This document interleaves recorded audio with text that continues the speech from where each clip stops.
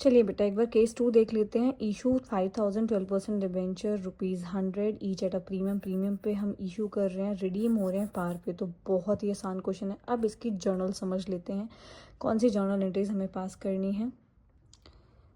देखिए बेटा केस 2 है, 5000 12% डिबेंचर, ₹100 फेस वैल्यू है, 10% प्रीमियम पे इशू कर रहे हैं, रिडीम हो रहा है एट पार पे। सबसे पहले बेटा वही अमाउंट रिसीव की एंट्री करेंगे, bank account debit to debenture application and allotment. कितना अमाउंट आएगा बेटा, face value plus the premium, तो कितना हो जाएगा यहाँ पे 5,50,000 विल बी द अमाउंट। जितना डेबिट उतना ही आपका क्रेडिट साइड आएगा।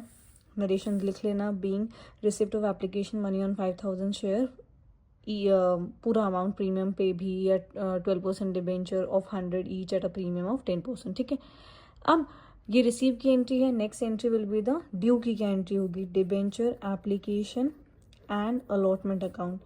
फिर से बता रही हूँ, जितने से ये क्रेडिट होगा उतने से ही यहाँ पे आपको डेबिट करना है। क्लियर।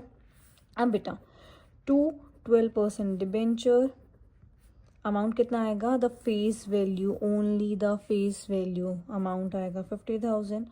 अब बेटा सिक्योरिटी प्रीमियम पे आपने इशू किए तो आएगा to security premium reserve account 50,000। देखो आपकी जर्नल बैलेंस हो गई है। यहाँ पे नरेशन ज़रूर लिखना, बीइंग ट्रांसफर और debenture application money to debenture account and security premium account.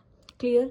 अब बेटा रेडीमेड पार हो रहे हैं तो सबसे बेस्ट केस होता है, ना तो यहाँ पे लॉस की एंट्री हमें करनी है, ना ही हमें यहाँ पे टू प्रीमियम और रिडम्पशन, जो कि हमने केस 1 में की है।